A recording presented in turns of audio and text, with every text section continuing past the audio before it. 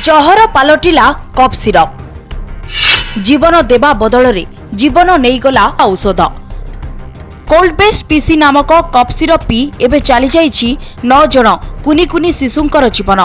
तेबे cough syrup रो भयावहता देखा मिली जम्मू काश्मीर रे सुस्थ हवा लगी व्यवहार करा जाउथबा ए औषध एवं मृत्युर बाहक पलटि जाइछि, जाहाकु नै वर्तमान लोकंक मध्य रे कोकुआ भय खेली जाइछि।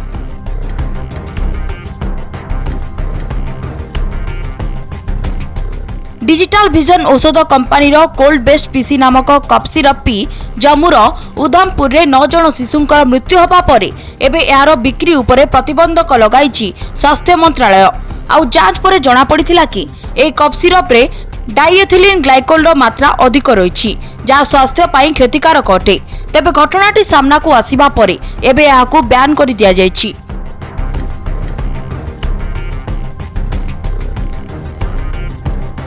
अन्यपटे drugs and food control organisation assistant controller Surinder Mohan का कहवा अनुसार प्राथमिक जांच रु कोल्ड बेस्ट पीसी रे डाइएथिलीन ग्लाइकोल रो मात्रा मिली, जो कारणरू ए शिशुंकर मृत्यु होइथाई पारे बोली संदेह करा जाउछि। तेणु अधिक तथ्य जानिबा पई ए कफ सिरप को वर्तमान जांच पई चंडीगढ़ स्थित ड्रग्स टेस्टिंग लैबोरेटरी को पठाई दिया जाइछि। आउ यार चूड़ांत रिपोर्ट आसिबा परे ही जणा पड़िबो कि प्रकृत रे केउ कारणरू ए 9 शिशुंकर मृत्यु घटिछि।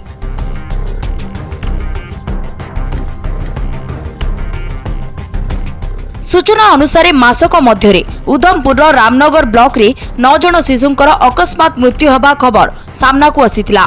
तेबे शिशु को किडनी जनित समस्या पाई मेडिकल ले भर्ती करा जायथिला। आउ एमानक मृत्युर गोटिए कथा समान थिला कि एई समस्त शिशु को cold best PC cough syrup पीबा को दिया जाय थाए एवं या को पीबा परे 17 जन शिशु हठात असुस्थ होई पड़िथिले, जे मानक मध्यरु 9 जनक मृत्यु घटिथिला।